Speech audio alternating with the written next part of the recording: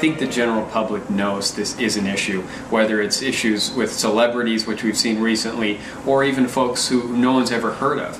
As the bill was moving through the process, I had numerous emails and calls from folks. They wouldn't even give me their last name. They just wanted me to know that this was an issue they had dealt with. They don't like talking about it because it just perpetuates this embarrassment.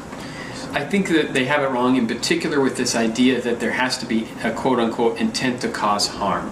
The U.S. Supreme Court looks at that as viewpoint discrimination, and they're not okay with viewpoint discrimination, meaning if two people do the exact same action, but one person meant it to be funny and another person meant it to cause harm, it's not okay to only punish the second person.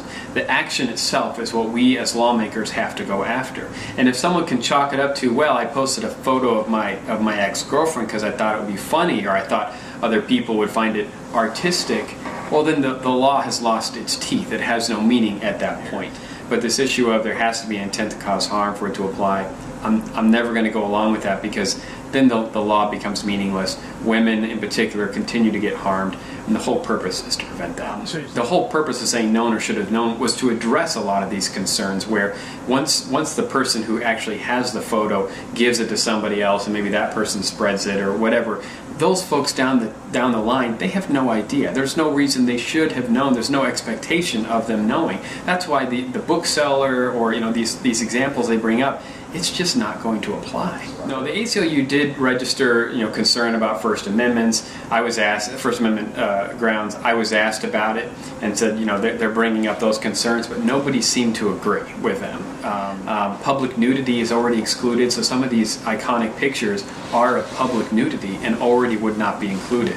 So again, when I look at the bill, the actual language of what we passed and is now law, it doesn't seem to apply to the vast majority of these hypotheticals that they're bringing up. The law says if they should have known. There's no way in a situation like that they're going to know. They're business people with bookstores. They're not folks taking the photograph.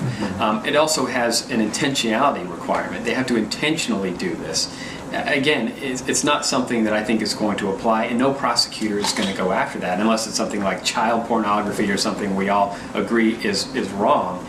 I'm certainly open to improving public policy, but if we're going to use hypotheticals in outrageous situations that never apply or that we can't really see happening, and then in doing so undo something that is addressing a very real and non-hypothetical problem, that would just be sad.